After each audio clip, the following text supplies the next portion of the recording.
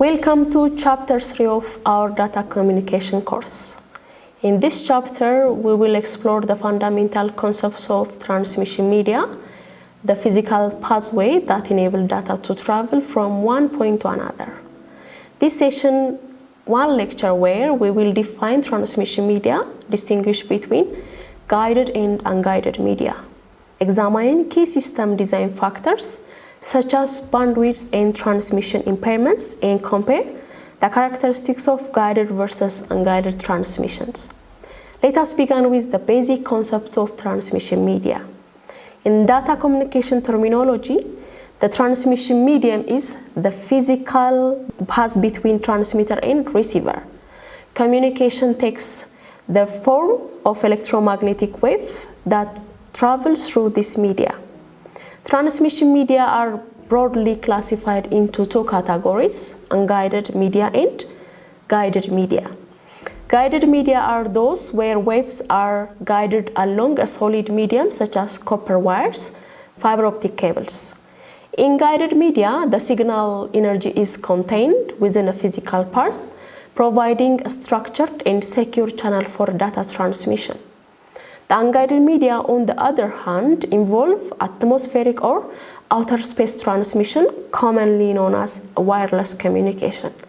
Here, the signal propagates through the air or free space without the need for a physical conductor. Understanding these fundamental differences is essential for designing any data transmission system. Now, let's examine the key system design factor that influence the performance of a transmission media. The first and perhaps most critical factor is the bandwidth. Bandwidth refers to the range of frequencies available for a signal transmission.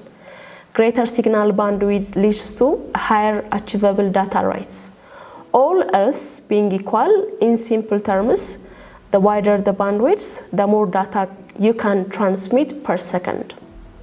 This relationship between bandwidth and data rate is fundamental to understanding why some media are faster than others. The second system design factor is the transmission impairment. These are distortions or degradations that affect the signal as it travels through the medium. Attenuation, or the gradual loss of signal strength over distance, is one of the most significant impairments. It limits how far a signal can travel before it becomes too weak to be reliably received. It is important to note that optical fiber suffers significantly less impairment than copper media, which is why fiber optic cables can transmit data for much longer distance without the need for signal amplification. The third system design factor is interference. Interference refers to the distortion caused by overlapping frequencies bands from one signal or source.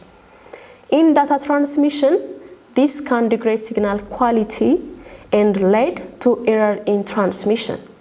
Proper shielding minimizes interference in guided media by protecting the signal from external electromagnetic noise. This is one of the reasons why guided media are often referred in environments with high levels of electrical interference. The fourth factor in the number of receivers. The design of a transmission system must account for how many receivers need to receive the signal. In guided media, the signal is typically directed to a specific receiver, while in unguided media, the signal may be broadcast to multiple receivers simultaneously, which introduces additional complexity in managing signal distribution. Now let's compare guided and unguided media across several key dimensions. In terms of signal energy, guided media communicate via physical wires, meaning the electromagnetic waves are confined within the conductor. Unguided media communicates through the air with signals radiating outwards from the transmitter. When it comes to security, guided media offers high security because the signal is contained within the physical medium, making it much more difficult to intercept. Unguided media, by contrast, have lower security because the signals are broadcast to everyone within the range, making them more vulnerable to eavesdropping. In terms of distance, guided media typically support comparatively shorter distance because signal degradation occurs. Although fiber optics have dramatically extended this capability, unguided media, on the other hand, can achieve larger and even global distance using technologies such as satellite and microwave links. The type of media also differ. Guided media include twistor pair, coaxial cable, and fiber optic, while unguided media also radio waves, microwaves, and infrared.